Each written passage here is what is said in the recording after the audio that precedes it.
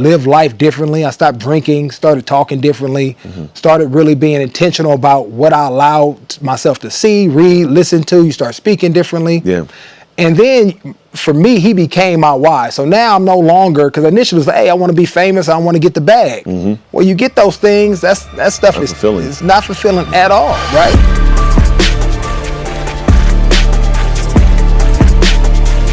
Welcome back to the Dark Work Podcast. Today's guest is Lorenzo Alexander. Now, this individual is a person that they did something unique that even still boggles my mind. Is they entered the NFL, which in and of itself is hard, but went from playing one position to losing weight and playing a whole other position. And while it doesn't seem like a lot, and we don't cover a depth of it in the episode today, there's a part of that I go back and go, there's a mindset behind the scenes that allows it to be a possibility to play professional sport and then change a position. And how's it beneficial to you? This person is one that went through this journey, but they were able to understand the people around him to support him to get there, the mentality that was necessary to make this a possibility. And then when challenged, how to stand back up and actually lead into the challenge to get the success they desired. And then beyond the game, now, 5 years retired, and looking at life beyond the game, which most people don't transition 100% well, this person's transitioned amazingly and went and got their education even further than what they have, and is now serving the world in a way that people need, which is from the foundation. Most of the time it's youth, but also the things that this person has to share will serve you no matter what stage of life you're in. And so as you listen to this podcast, take actual notes, like write things down and find that one thing you need to apply to your life to make it better. But also if you have an athlete that is trying to get to the next tier, or someone you know can, tune in with them, because this will be one of the ones that change their mind and hopefully their heart and their future. So without further ado, let's pop into the episode. Welcome back to the Dark Work Podcast. We're going to dive right in. You obviously heard a little bit about him from the intro, but this is an individual that I've known for years. We had a hiatus of knowing each other, interacting, being connected, because he was still playing while I was sitting at home watching him do his thing, which was awesome. But we got a man here who's a good man who has spent time at the highest level in the world for his career in the NFL, but also when he got done is in a whole new focus of saying, how can I serve the world from this? So we'll bring on the show an individual named Lorenzo Alexander. How you doing, man? I'm doing good, man. Blessed, man. Glad to be on the show. Good to see you again. Yeah. You talk about playing ball, and I just remember that when you talk about it, I just remember where we were at in Washington and training camp and all those cool memories and the bonds that you build. And it's just really cool to see what you're doing now, how you're impacting people, obviously your peers and your kids. And so just want to say thank you for having me on. Yeah, man. I'm excited to chat with you, too. Yeah, we had some good conversations. Recently he had me fly out to do, what was that? Was it middle school a couple months back? Middle school, yeah. It feels like it was last school year. Not even this past one. It felt like it was the one prior. It does go by quickly, right? Yeah, it does. It had to have been. It's probably a while back. Yeah. Crazy. But I love that you kind of came back and were like, it's so some guys get down and they disappear. Right, yeah. Right, they're like that. Not that it's a bad thing. It's their choice for life. Yep. You chose to kind of go do some cool things. I look at this podcast in a sense of like, there's things you did that no one saw, no one celebrated, but it's why you get to shine the level you do. And so since you've done that work and you've shined both on the world stage for what it is you do, but you now have a different way of what you're showing up to do in the world. If you wouldn't mind sharing with people, like, what does life look like now? Like, what does life look like in a sense of like, how are you shining for the world? Well, life has been good, right? So I retired in 2019, so I just spent my 5th year, I want to say, out. Yeah. And when I retired, that's when COVID hit. So like that March or May of 2020. Yeah. And since then, it's really just kind of, refocusing, transitioning myself to how can I be more impactful or be just as impactful than I had in my NFL career. So I had the opportunity to go back to school, get my master's in life coaching. I had the opportunity to really get back reconnected and kind of redefine my role as husband and father, right? Because you're away a lot of the times. Taking kids to school, picking kids up, making dinner, all those things that your wife kind of holds down or your significant other holds down while you're playing and taking so much time away. So really redefining that and kind of repositioning myself there, doing some media, staying still connected to the game by talking about ball, and then really training kids, not just to be great athletes, but also to develop a mindset, a growth mindset to grow and really utilize the game of football, obviously in our expertise, to be the most impactful person they can be as they go through life as well. So those are kind of like the main caveats that I'm kind of in right now, Yeah. and really been thriving and diving and learning as I go through these things. Yeah. You know what I mean? So it's been really cool, kind of talking to you a little bit, just dealing with all the personalities and the people that come along with it, that typically, that's where the joy comes in.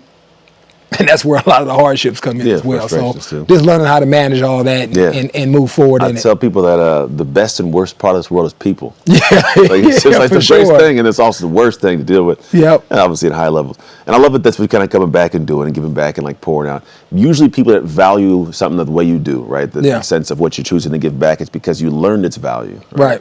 Do you mind taking us back to where you learned the value of this? Maybe it was like as a kid, maybe it was in the league. Like where'd you start learning the value of these things? It started early, and probably my earliest memory, my grandfather, I lived with my grandfather. My mom was a single parent. I lived with my grandfather, grandmother. So I know there was some stuff there that I saw, how he took us in, and the things that you realize as an adult that then kind of validates what they were doing. But I would say my first real memory, even growing up, to where like, hey, when I have the opportunity I want to do, was really my Uncle Steve and experiencing him. And he's my mom's brother. And watching how he served me well. He had his own family, own kids, but really stepped up to really pour into me.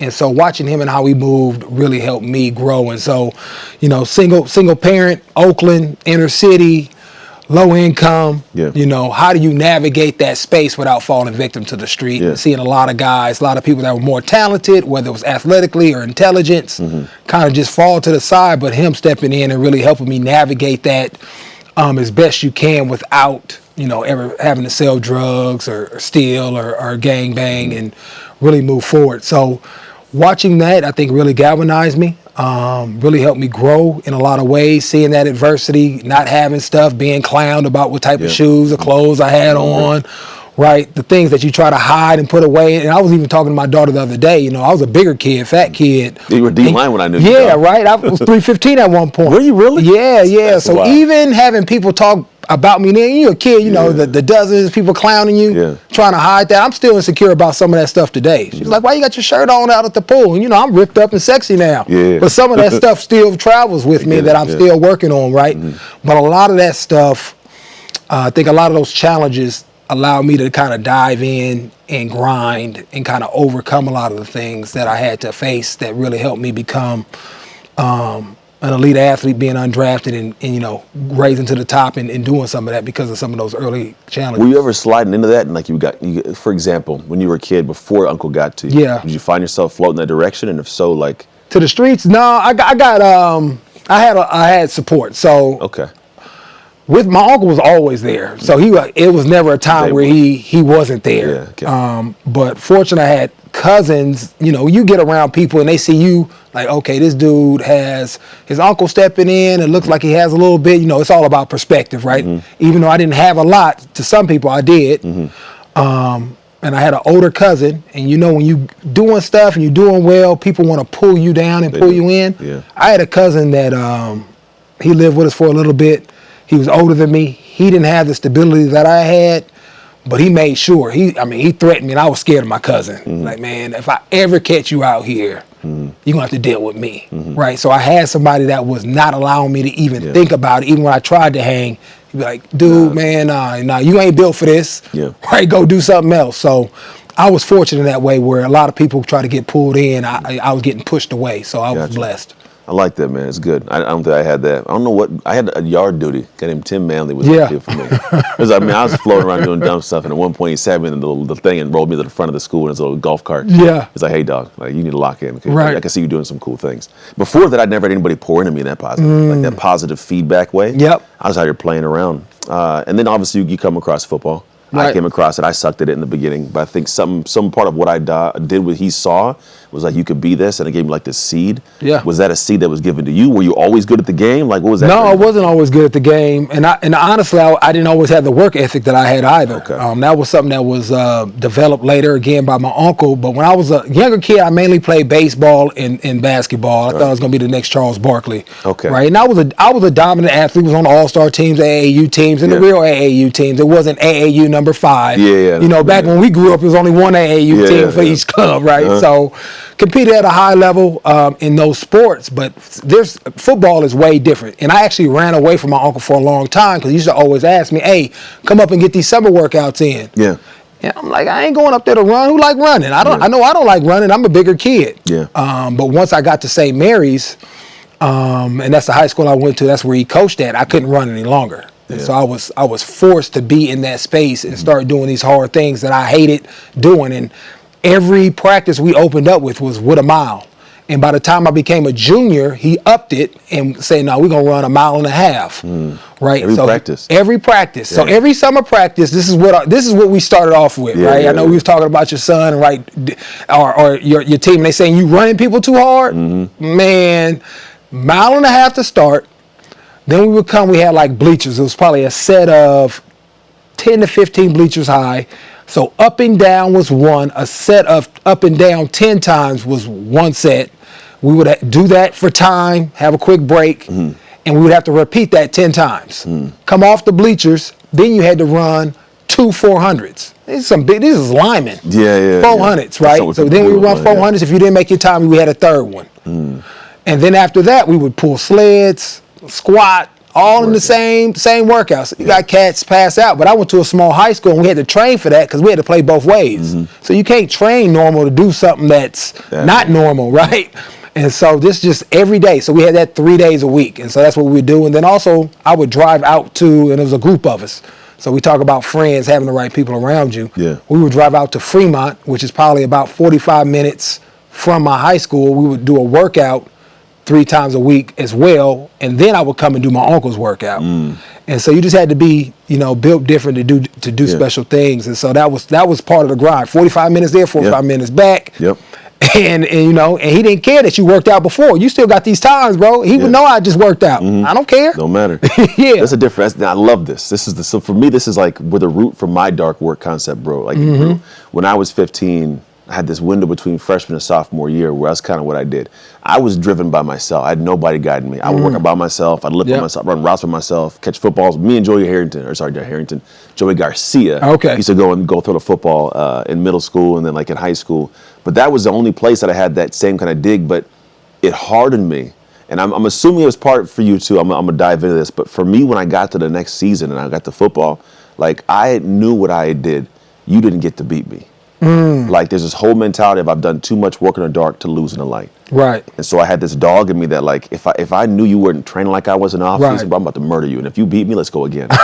And it was part of the thing that was it was in me. Yeah. Did you find that was a part like when you went to practicing games because of how you trained? Yeah, I definitely had a mentality, but mine early on, and I even had to remind myself, and I always got constant reminders.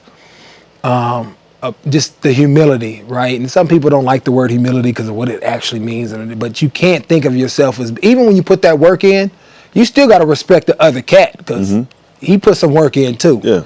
And 2 times really stand out. You're one of them. I think I shared this to you a couple of different times. You did last time. I forgot what it was. You said something. So I had my man Omar Nazel. He went to SC. That was back in high school. I was a sophomore, and I was that dude. Oh, you great. You doing all this. And I was just a sophomore. You the next greatest thing. I think that summer going to my sophomore year, Cal had offered me a scholarship thinking that I was a senior. Yeah. Right? So you smelling yourself a little bit. I'm putting the work in still, but you smelling yourself.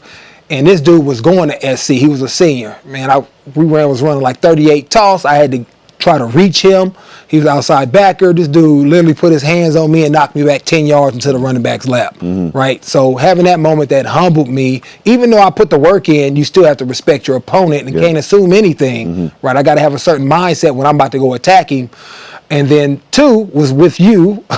And there's other times, but these just stick out. And I actually said something that was disrespectful to your grind just because it was a practice. And people make bad plays or whatnot. Made a comment, you heard me. At least it looked like you heard me. You went to go catch a ball. I came, and I was playing outside backer to kind of wrap you up. Man, you must have ran me over, scratched my whole side up with cleat marks, stepped on me. But it was that mindset that you just talked about that came out on that play. Like, oh, man, this dude think I'm this. All right. Slap. Yeah. And put me back in my place, right? You got to respect everybody, right? Yeah. Fear none, but respect everybody's grind because everybody's in that position for some reason. Yeah. And so just having that mindset, I put the work in, but I still got to respect my opponent when I go out here and go hard at it. I can't just show up just because I put the work in and think I'm going to win. Yeah. Do you find that bringing itself to the forefront a different way now? Obviously, post-NFL and all that kind of stuff, you live in a different world. Do you find that those same emotions bubble up when needed?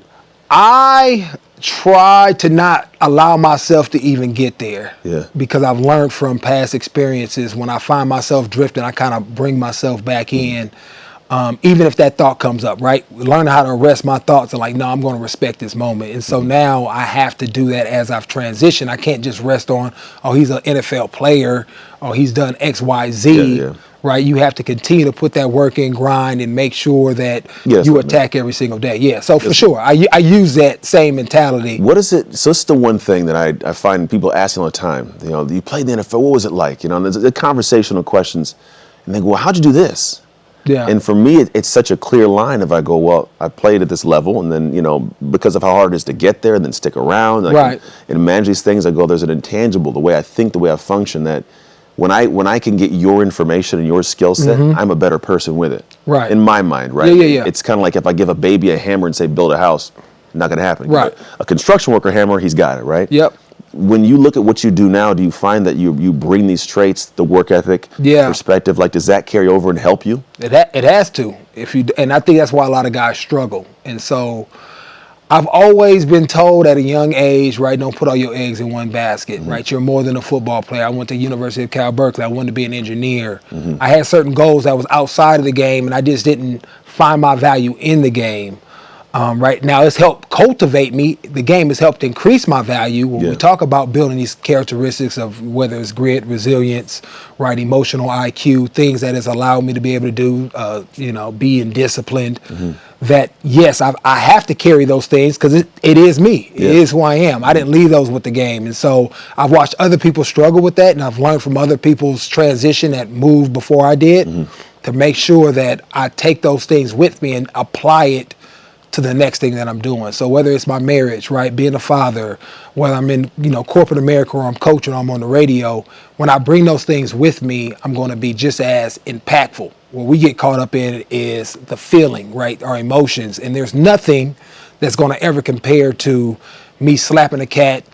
He catches on the 10-yard line after I run down on kickoff and everybody, ooh, there's nothing that's going to replace that, right?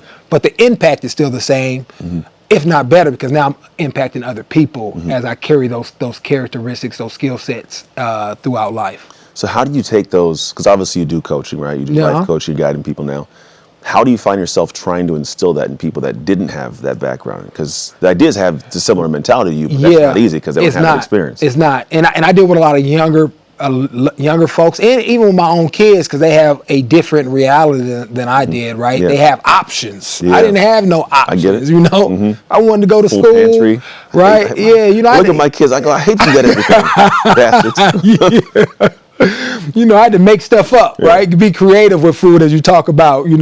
Make do. I had to just the transportation bus. If I wanted to go to college, I had to get a scholarship, right? Or I had to take a different route. Nothing wrong with JUCO or doing some of that to earn that money. But if I wanted to do something big, I had to earn every aspect of it. And I had a lot of support along the way. It wasn't all me. But now that kids have options, right, or perceived options, or daddy or mommy can do it, right?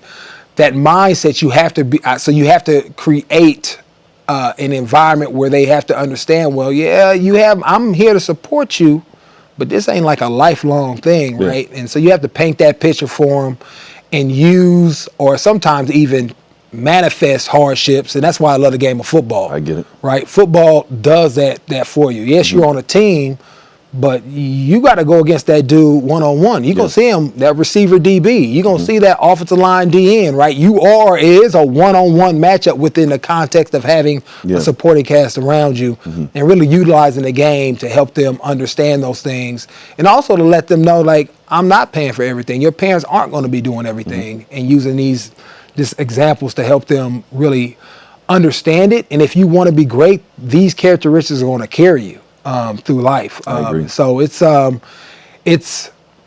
I wouldn't say it's harder. I think just affluent or poor, the things that hold us back are different. Yeah. But that mindset, because I know a lot of poor kids that don't have a great mindset, right? True. Like even for me, like I didn't want to work hard. Yeah. I didn't want to run, right? All of us at our core want to find the easy path. Yeah, it's a brain thing, right? actually. You know what I mean? But sometimes our circumstances force us to do hard things because I have no other options. And if you do have options, it normally takes maybe a little bit longer unless you have an external force, a third party trying to shape and show you like, no, you don't have as many options as you think, right? Because at some point that option's going to be gone. It's going to be all on you. I get it, man. It's always the dynamic I have with my kids, like my wife. And Yeah. my kids are tired of hearing like, ooh, here we go, Dad. When you were a kid, you didn't have. And I go, I didn't. I had one pair of shoes all year, dog. Yeah. Well, what would we do? What would we do now? Yeah. Like, they do that. So it's crazy. They're like reversing the fact that I'm pointing out things that they get. Yeah. What would we do now? You gave it to me. So Right. it's like, all right. But I found that I got to manufacture their hardships. Yeah, Because for actually, sure. I had to create situations that force them to be in an uncomfortable space. Yep. And I don't know if it's a dad thing. I don't know what your wife and you talk about, but like Yeah. my wife and I'm the guy, like I have a line and I hold it. And she's like, my babies. Yeah. And I get it's the mom's job to do that, but I try to explain to her that our job is prepare them. So here's a great example. My kids tonight, they get back from a DC trip. And when the night before they left, they weren't even out of the house yet. Yep. My wife couldn't sleep. Yep. And I wake up at 3 in the morning. What are you doing? We got to get up in an hour. Like, go to bed. She's like, I can't. I'm worried about them leaving. Like, you mean I'm worried about them? They're still in the house. Right. So she's losing sleep on what may happen when they travel to D.C. with Yep. their teachers and everything. I go, this happens all the time. Yep. They're going to be safe. But I said, like when they left, I said, I wanted to pause and have this thought with me, though, because you're always on me in the way that I want to prepare our kids to be able to live out of this house. And I tell you that I want to be able to be, when they're all gone, put my head on my pillow and be peaceful, knowing that they're prepared for it. I said, the way that you are functioning in this moment now tells me that your gut and your soul knows they're not ready. Right. So I go, you need to let me, you need to like take the brakes off of me because there's Yeah. things that I want to do. You're like, no, and you save them from me, but I am trying to prepare them so I don't have to feel like you Right. when they go. Exactly. And while we're talking about kids, I know it's the same thing with other adults and people in life that like they don't get the hardships or someone Yep. saves them from it. Right. They never learn the lesson, and then at some point in time it's going to catch up, I think. Yeah, and we see that with a lot of guys that I work with right now that are transitioning out of the league or I may come in contact with training over at Exos, just some of the skill sets that you're missing. You could tell a kid that had a good foundation as far as somebody either their environment it created or somebody was in their life, or some kids is just like, oh, he gonna struggle. Yeah. Right, because he's not ready. And we all seen those young rookies like, okay, he's gonna probably play 7 or 8 as long as he stays healthy.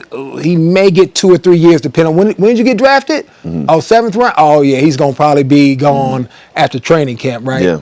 Just because his leash isn't that long. And so it's so important that we try to help shape it. And sometimes your leash isn't that long and we try to help guys not have to go through getting cut or have to be hit bottom or be broke. You don't want to have to do it, but sometimes that's just part of it for them to grow and learn, have to have that adversity at some point. I like it. And we're going to take a little break here, but when we come back, I do want to unpack that because I think that's an interesting space because at some point life is going to be on you. For everybody, like life's here, whether it's you graduate from high school, you're into the working world, or like your sport ends, or your military ends, you're now thrust into something. I want to know how you kind of have navigated this transition 5 years out now. Yeah. So when we come back, I want to figure that all out. For sure. Cool. Let's do it. All right, we'll be back in a minute.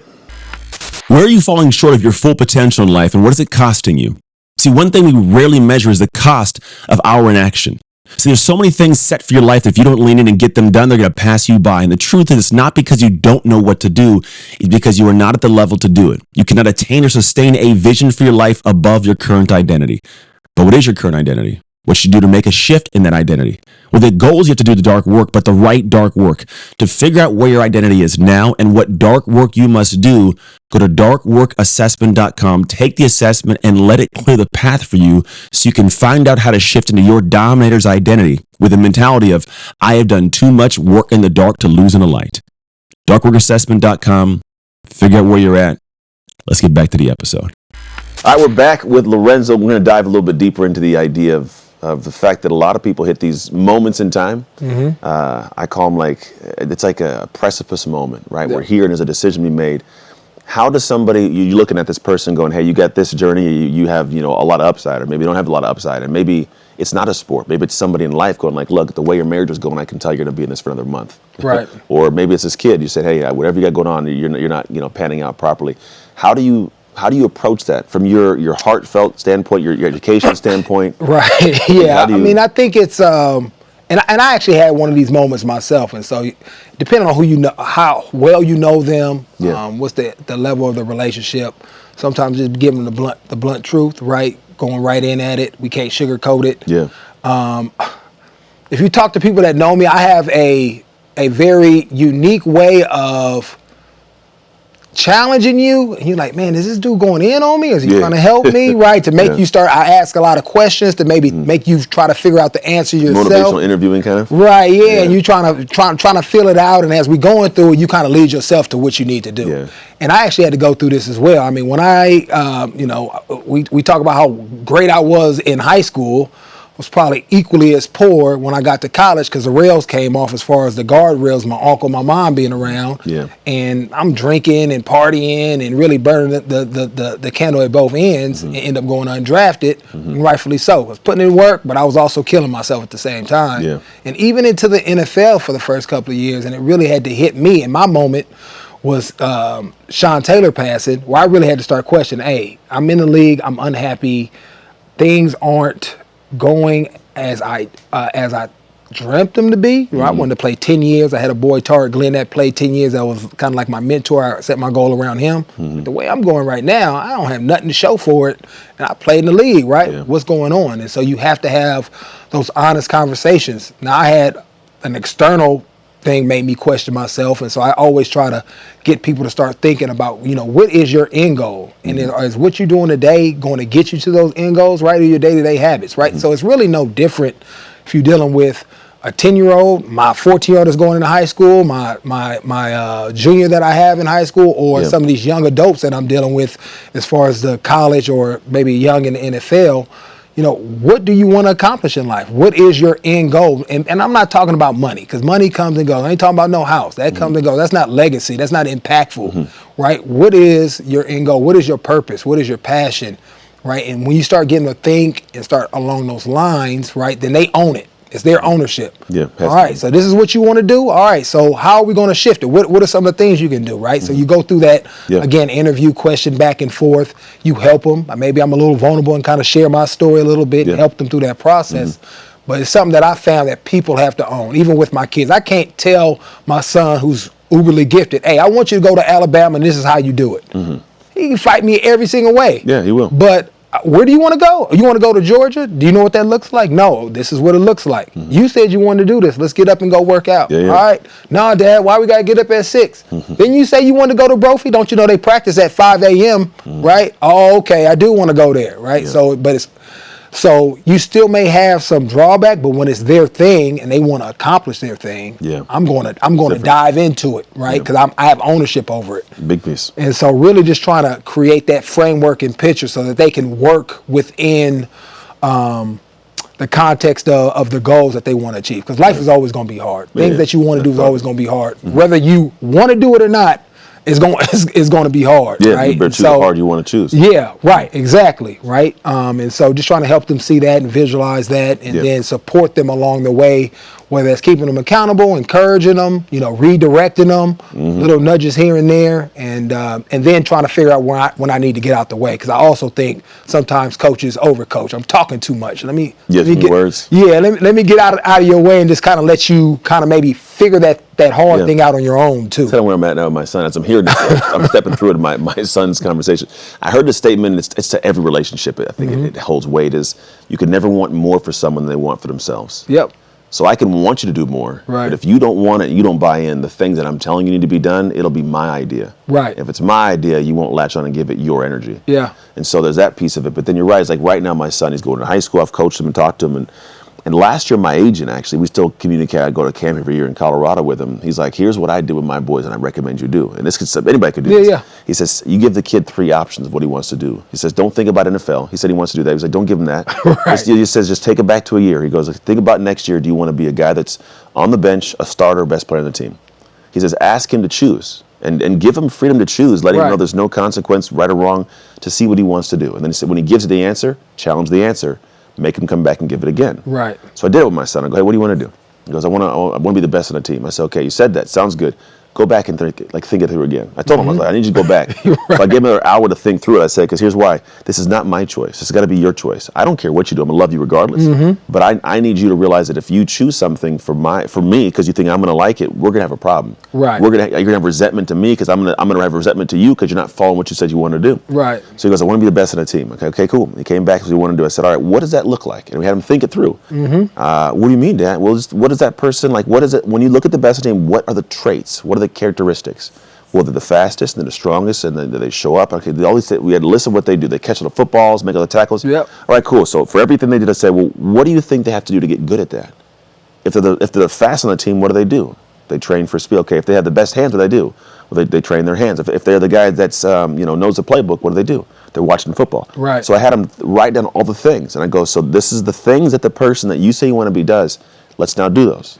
And so part of it is right, but I gave it to be his choice. Right, yeah. So he trickled it back and he owned it. Now, was he perfect? No. Right. But we're now at this point where he's going into high school, and I was watching the first practice, and I'm like, this is why he's messing his drill. He didn't do this drill. That's why he's speed all, And I'm texting my wife this. In the middle of me texting, I go, I'm being too critical. Right. I think this is the moment where he needs to be. He's there now. Yep. I prepared him as far as I can. Someone else needs to be able to guide him the rest of the way. So it's his thing. Right. Because I don't want him to be like, I'm following my dad's footsteps. Yep. He doesn't need to. Like, I'm like, bro, I did my thing. I don't need to live through you. Right. And so I'm in that place you're saying is now they have to eventually grab on it and it be their own thing. I think when somebody does invest the energy, there's an investment bias as humans, which is I've given something, I want the return. Right. I want the reps. I want to look good. And that's the kind of thing I think even adults are missing out on.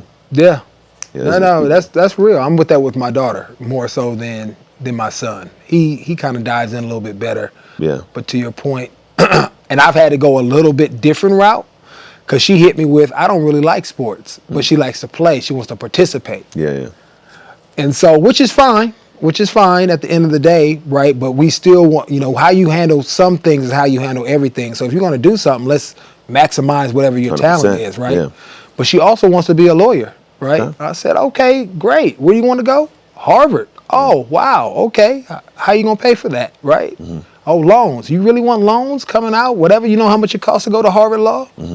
And so I said, well, we can pay for undergrad, but if you get a scholarship, we can shift those funds over to Harvard Law School. Right. And so then she starts thinking to, owning it like, oh, I can use this.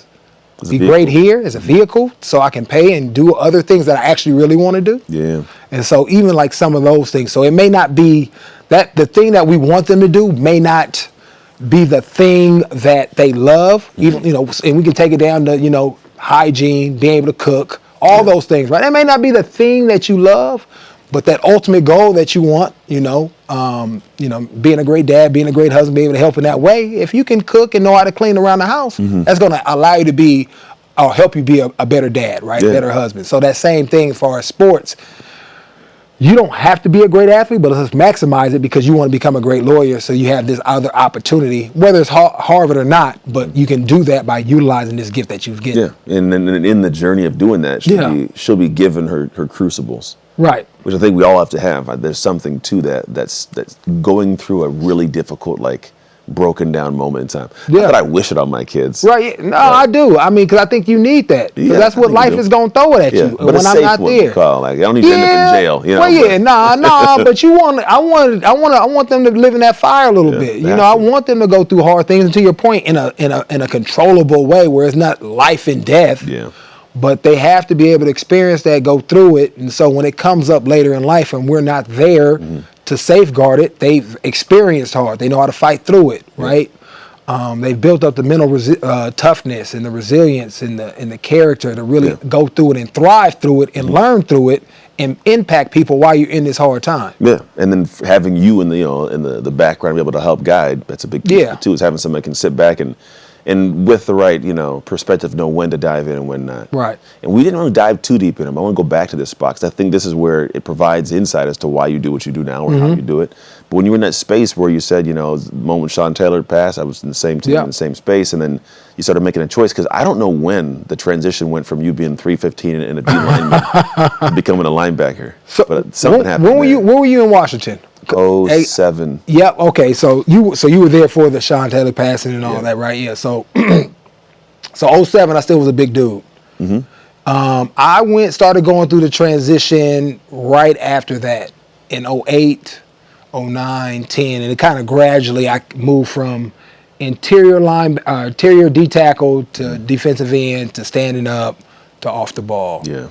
And the root of it was my faith, right? Attaching myself to a higher power, our Lord and Savior Jesus Christ, and what that meant to me and those principles. When you attach yourself and give your life to Christ and the Holy Spirit and receiving them, we talk about love, joy, peace, patience, kindness, faithfulness, right? Discipline, allowing, really trying to dive into those, get to know who He is, live life differently. I stopped drinking, started talking differently, started really being intentional about what I allowed myself to see, read, listen to. You start speaking differently. Yeah. And then for me, He became my why. So now I'm no longer, because initially it was like, hey, I want to be famous. I want to get the bag. Well, you get those things. That stuff is not fulfilling at all, right? Who am I impacting? That was a lot of the conversation I was having with myself. I'm like, I'm here, got some money. People kind of know me, but I'm unhappy. Right. But once I made that shift and put it on Christ and started living differently and really trying to, how can I impact people while I'm in this space, right? Use it as a vehicle and a foundation. Then it was crazy. The weight started falling off. Like, how do you lose 60 pounds and still be a dominant NFL player as you change positions? You never played off the ball. I mean, it's just different, right? But along that way, I was able to lose the weight because I started changing the way I ate and was more disciplined in that way. But then I had, London Fletcher, Mike Sellers, Chris Samuels, Rock Cartwright. I had different guys in different positions to kind of help me along the way. Yeah. But I had to make that mental shift, and Christ was my mental shift as far as how I lived, how I visualized, my standard then went from here to here because I'm trying to reach this, which is unattainable, but that's my strive throughout life. Yeah. Getting closer and closer to that every single day. Beautiful, man. Did you ever have people that, while watching you go through the transition and journey, like stuck out like a sore thumb, wanted to like put the nail back down? No, I was blessed. I lost a few friends. That's what I mean, yeah. Right, lost a few friends, but they came back around as they matured and we got older. And they never really said anything because I never treated people any different. I moved differently. Like, I'm not going to the club with you. I'm not going out to drink with you. Yeah. I'm not doing certain things anymore. Hey, can we turn to something else? But as they saw me grow and what that meant for me and my family and my kids and what that meant for the community that I was impacting, I've had people come back around like, hey, man, I'm sorry. We cool. Yeah. I didn't really understand it then, but now I get it, as they matured as well. Yeah. And all of our past, as we talk about, is a little bit different when you get to that point. Yeah. And so I had people like that, but it was never like contentious where it got crazy or out of hand like some people may, where you never talk to your family. I never got to that point where I wasn't talking to nobody, and it was like, well, I think you're going in the right direction. It sounds like it's more the right direction than wrong. Right. Because some people can go off to haywire. Yeah, but I think about me, like times when I've done things, and I've had friends that just, it's like we're no longer compatible. Yeah, right. It's okay. I love you from a distance. Right. There's no animosity or anger. Just like we just don't, connect in the same level. Like I don't drink and doing this kind of things, like if it's what we used to do, like we're not friends, I guess now. Right. It's not a bad thing, but it's just the nature of it. Yeah. What are some of the traits that you've developed as a human that you think are the most critical to your success? Because all these things we're going through, right? They're different navigation. You start adopting new habits, new traits, new perspectives. Yeah. What are some of the characteristics you think that most people, maybe not most, that don't have, but like what are ones that have been paramount to your success? There's a couple, and it's weird, because I'm better in some spaces with certain things than others. And as we kind of was talking earlier, like especially like with marriage, right? So I'm not always a great communicator with marriage, but I can communicate with young people and get them to understand a thing in a way where they understand and they feel it, but they also know I'm challenging them. Yeah. It's hard to do that when as a married man. So it's kind of like all over the place, right? No, that's the problem. So people that are married, kind of understand that. But I would say that's probably the biggest thing. My ability to communicate to someone I'm mentoring in a way that they resonate with, it resonates with them. They understand. I can bring it down to their level because I think there's also like this expertise bias that we some have. And some people explain something to you like, way above the head, Like, I don't understand what you just said, man. Can you say that one more time and dumb it down a little bit for me, right? Yeah. And so just being able to be relatable. I think being resilient and going through hard things and being able to stay even keel. I think that's something that Ball did, right? You have a bad play. I got to push through. You know, I was telling you about my pain threshold, right? I had a wisdom teeth pulled, got impacted. I ended up in the ER. I could have potentially died, but 2 days before that, leading up to it, I went through a rookie mini camp, and I'm hitting people in the face. My face is killing me. My homeboy still is like, I don't know how you did that, Zoe. Just psychopath. Just crazy, right? So being able to get into that mindset and that discipline and be able to lock in, I'm going to do something. I say I'm going to be there. I'm going to be consistent. Yeah. And a lot of that was modeled by my uncle. He was diabetic, dialyzed 4 hours a day, 3 times a week, and he never missed a practice, didn't complain, and you could tell he was tired, but he always had the juice as far as when he was coaching, and showing up was always there, always consistent. Yeah. And so I think a lot of that I kind of adopted by watching him and being able to go through some hard things, and everybody around was like, man, why is he not showing any pain? Right? And I think being able to be that beacon of light, because sometimes you need that stoic figure. You don't need it all the time. Sometimes you got to be vulnerable. But mainly, when you're going through something hard, people are looking for the calmness within the storm, and I've been able to be that, I think, for some people. Yeah, like when things pop off, you don't go freaking out. Yeah, right. I'm not, what's going on, right? No, nobody wants that dude. You know what I'm talking about? It's almost like, I don't know, maybe you have this feeling as when things speed up, I slow down well. Right. In the middle of it. We were actually in Oakland at one point, maybe a year ago, at a track meet. We went to a Starbucks, and all of a sudden we're in a Starbucks. I'm kind of watching the thing, and all of a sudden I see the other corner of my eye, this dude pulls a gun out and he's pointing it out the window. And my wife sees it, and she freaks out. Right. And for me, everything just goes, Yep. and I pause, and I look, and I don't know how, but I look at what he's pointing at, and he's pointing it out the window, and he's yelling, and there's some dudes about to, like, they're like breaking into his car. Oh. So it had nothing to do with us. Right. And then I saw them, and none of them had a gun, so I'm like, chill, because she's freaking out. Right. He's like, as far as, the cameras are, and I'm like, I grab him, I just kind of walk around there, and I'm like, sit, chill, right? Right. Just, we're gonna be fine. I'm peeking out, there's nothing going on. Eventually he goes out, and then we end up leaving. But you're right, like when you have the chaos going on, like someone does need to be the one that can step in and do that. And I think you have to be within chaos to actually have a relationship to be able to be calm within chaos. Yeah. And while football is not war by any means, there's chaos. Oh, it's a lot. Crazy, Yeah, there's a lot going on, but it allows you to be able to have that stoic state you're talking about. And I think people need that, but you don't develop that accidentally. Right. And I think part of it's also subjecting yourself to situations where you might be afraid of the chaos, but it'll be there. If you can go into it and then build the muscle for it, I think over time it gets better. That could be arguments with your wife, could be situations at work. It could be a lot that people avoid, but eventually it's going to track you down, I think. For sure. Man, it's interesting the way life unfolds. It's very similar but different for folks. Like, I like when you say like my wife, I'm like, I know what that means. But it's not like a bad thing. It's just because shared experiences. Yeah, right? it's we all struggle with some of the things, and how do I do it better? Yeah. Right? We're all trying to figure out how can I do that well? Yeah. Right? Like, I'm dealing with that same thing, man. I'm trying to figure what. Can you help me? What's that? How you go about it? Right? My wife, I found, and then first off, my wife and we were great marriage. Great in the sense of like we're just imperfect like everybody else. Right. But I realized that she's the puzzle I chose to solve. So if I go to ask you about, like, hey, wife's doing this, what would you do? And you give me ideas, that's pieces of your puzzle. Right. They won't fit in mine. My puzzle gets pissed. Yeah. And so I go, I got to figure out, so what I do is I go, let me focus on the puzzle.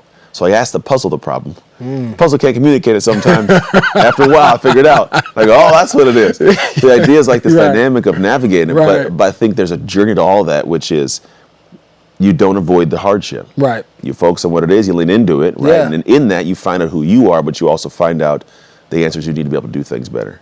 Correct. Because if you don't, you stay in that same issue or that same challenge for a lot longer than you need to. Yeah. And it can be adopted to anything in life. Yeah, right. Same manner, because that's just how life's journey is. Right. When you think about the progression of like your post-football career, what it's going towards now, where do you see yourself? Because I think there's also part of me that goes, I want to matter. Not in the sense of fame. It's not what it is. Even if it's just to my wife and kids, which that's primarily what it is. Where do you want to matter as time progresses on? Outside of the context of the family, I think my main goal is youth sports in developing resilient young men and young ladies, through the game of football, which is really cool with the young ladies coming in with flag football. But that's where I want to matter, that middle school, high school age, where you're really developing a strong foundation. So when they do step out of the house, they are equipped to handle it. And I'm a supporting cast, right, to those kids' families. And that's really where I wanted to, I'm, playing that background as supportive cast and really using the game of football to elevate their character, their resiliency, their emotional intelligence, their attitude and their mindset, right? And so we talk about cream rising to the top. Yeah. And that's kind of where I really find where my niche is at, where I've been gifted to be able to speak into and really just help people become the best version of themselves. Yeah, I think that's a goal, man. At the end of the day, is I want to make sure that when I leave somebody or they've left me, they're better. Mm-hmm. I don't know what it looks like every time. Right. It might be someone like freaking out in line, like, "Hey, chill." Right. It might be it might be like the kids, you know. But I think there's something to that. I think when you've gone through something and you notice you have something you've had as a gift that was earned, I'll call it, that you do want to pass it on. There's something to the service. I think that makes us feel. For me, it makes it feel of purpose more. Yeah, and it's something that is actually the long game too, right? I'm not going to see necessarily the fruits of that labor immediately. Yeah. I won't see it, or nobody will see it really until like 15, 20 years. You know, what are these young people looking like as members of the community where now they are parents, now they are running companies, right? Now they're coaching, right? And I think that was, again, one of the greatest things I got to see with my uncle, who's more like my dad, would never say that, but I really got to see a picture of how hard he made life in the moment. And then years later, people come back, thank you, I understand now. Dog, I get that. Right? I understand now what you were trying to do and help me see and why you had to be that way, right? Utilizing the game. And so, and again, we just saw Tom Brady talk about it, right? Play football because it is hard. Life is hard. And you have to do things abnormally in order to thrive and survive in the game of football, which you're going to have to do in life as well. I agree, man. I remember, I say it often, but my college coach, I hated his guts. I hated him. I'm not even joking like this. Like I had the seething, like a dislike of him. And it was because it was just hard. But then when I got to the Bucks my rookie year, like I coached Gruden, I'm like, this dude's chill. Compared. Right. And then as I get farther in life, because of how hard he made it, I have this built-up muscle to where like things became smooth, fairly like simpler than it probably was. And I think that is the thing that while we're talking to, you know, the youth you're talking to, this is genuinely like a thing that men and women need to figure out, is that being subjected to a relationship that challenges you to be better, whether it's a friend or a colleague or a coach or someone you run into, in an adult world, we can run from it. Right. But I don't want to talk to you no more. I'm going to live over here, right? With kids, they can't move, right? But when you remove yourself as an adult, you're just going to go continue the same cycle of crazy over here, and it's going to keep spinning up and spinning up. And so people need to face those and have those people that they don't like be there. The ones that you have to realize there's so much energy given to be in that position to hold you to the fire. As a parent, you get this. Like it's the middle of the night. It's like I set up to do that, and they're doing it. You're like, nah, I gotta go punish you. You know, like, and it's like that's the energy when they pour in. That's necessary. Man, I've thoroughly enjoyed the conversation. Always, it's been a blast. As you kind of are in this world of what you're doing, is there anything you want to share with the world that's on your heart that you're diving into that maybe people who want to follow you and pay attention, or maybe want to direct towards it? What's the focal point? Yeah, you know, I'm in the fitness community, and I think one of the main things that I'm doing right now, and this, you know, obviously centered around the game of football, but more so is developing a mindset of growth and an understanding of the game too. So really trying to help young people not only just be fast and quick, but really understand the why behind the game and the IQ and the emotional intelligence that you need and the character that you need to be great as well, and really building all that in. I think that's something that is kind of in between the gaps right now that a lot of young people are missing, and then they get to high school or college or wherever they end up and maybe not maximize it because they're not quite equipped. So if people want to kind of get more involved in kind of what I'm doing, go to LorenzoAlexander.org, check that out, and you know, hit me up and kind of get engaged in that space, and really just trying to help, you know, kids become a better version and more equipped. That's going to allow them to maximize the gifts that they've been given. I love it. Beautiful, man. Thank you guys for hanging out with us. If this is resonating with you in some way, share with the person that you know needs to hear it. But also, here's the thing. I find that we are oftentimes too close to those who need to hear our words the most. We care deeply, but they just don't hear us because we're too close. So if the words that Lorenzo is speaking are resonating, you can't get to somebody, share this. Also, if you're a person that has a kid that you can't seem to get through to, oftentimes it's not that they just, you know, they won't listen. They just won't listen to you. I got the same thing with my kids, man. Like, so if you can get them to listen to someone that they can admire, that is doing it right, definitely go to LorenzoAlexander.org and check out what they got going on. Also, if you have not yet, go to darkwork.com, take the dark work assessment, because what you're hearing now today was his journey, his experience through the dark work to become the person he is now. And all of us need to go through that journey to become the version of us that is supposed to be out walking in the world. But if we don't go through the darkness and go through the hardships, and we don't become that person, we're not hardened in a way that forces us to grow. So that assessment will figure out where you're at and what your next steps are to get there. Outside of that, I appreciate your time. I appreciate your time hanging out. Make sure you go out in that world and do that dark work so you can shine in the light. It's Anthony Trucks and Lorenzo Alexander signing off.